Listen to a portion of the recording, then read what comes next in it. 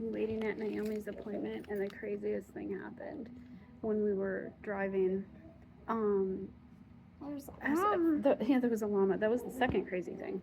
The first crazy thing, we were on the freeway, and there was a car like stopped on the side of the freeway, and all of a sudden this old man gets out and just starts walking across the street. He was like looking down. He wasn't even looking at traffic. He was looking down. I had to hit the brakes so hard. Oh my gosh, that was scary. My tires screeched, and there was a freaking semi behind me, and it almost rear-ended me. That was terrifying. And then a few minutes later, the other person that was in that's the little silver car that was on the thing, had a llama. Like after the guy got across the street, the other guy like went over into the passenger or the driver's seat and started just took off, and it was insane. And so like my heart was like pounding out of my chest. And then we get into the city, and a blue truck passes me, and it has a freaking llama with its head out the window. I'm not kidding, like a full llama. Not a dog, it was a llama. And it's got its head out the window. And I was like, that was a freaking llama. Who puts a llama in a truck? Transport it into trying to transport it. Obviously, they were transporting a llama. But I was like, oh my gosh, Naomi, did you see the llama? And she goes, llamas are real? Because I never saw one. I know. What you did, actually, at the zoo. Do you remember it? No. You don't remember? That's okay. But I do remember when I was a baby and I petted a snake. The llamas look like sheep, but they have really big necks, and they're tall.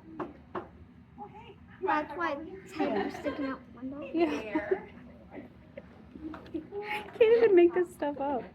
And then we got to her appointment, and I got lost. Mom, when I was a baby, because this hospital clinic is huge, and I went into the wrong building, parked in the wrong spot, went into the wrong building, got completely lost, but a guy helped us find it. So now we're waiting. What? We're almost ready. Mom's still gonna buckle up and stuff. Yeah, we're done with her appointment. They said that her knee swelling up is still just a byproduct of her having Lyme's disease, and that it can take several months for all the inflammation to stop showing up. And that was it. That's like, they could have told me that over the phone. But anyway, it's an hour and a half drive because we had to take the back roads because there's road construction. An hour and a half drive that for something they could have told me over the phone. They didn't run any tests or literally anything. They're just like, yeah, it's just, this is normal. This happens. Just, it'll get better on its own. So that was fun. All right, and we're off. It's the end of the day. I posted on Facebook about the guy that ran out in front of my vehicle on the freeway. Apparently there was more than one. Somebody sent me an article from the city that I was traveling to, where they had to stop traffic on a different highway, a different freeway, that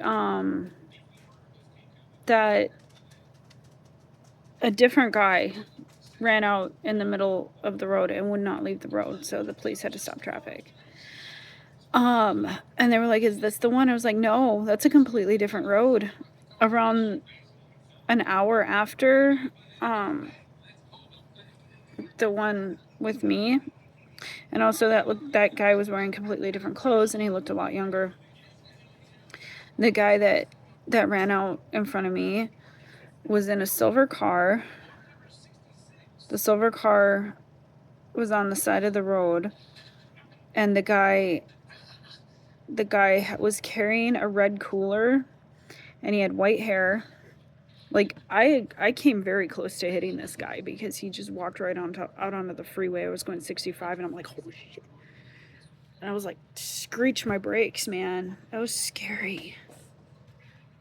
I didn't hit him, thank God. And he never even looked up.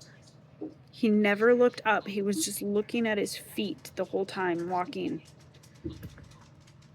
And a couple seconds later, I know I said minutes in the first video, it was a couple seconds later, as I was like, I had my car like completely stopped, and the semi behind me had to stop completely because they almost rammed me. Thank God they didn't. But they did have to kind of go this way. And fortunately there was nobody behind the semi. And fortunately they didn't also hit the guy, because as they went this way, the guy was walking in front of us.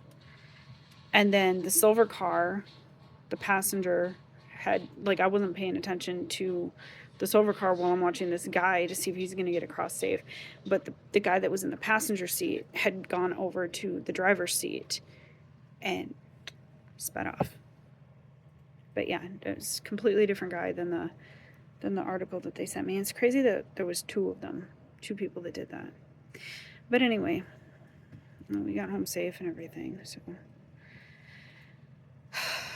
came home.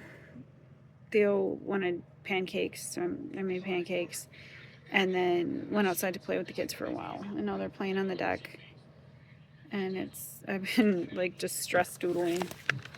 Just been doodling. I've done a few of these.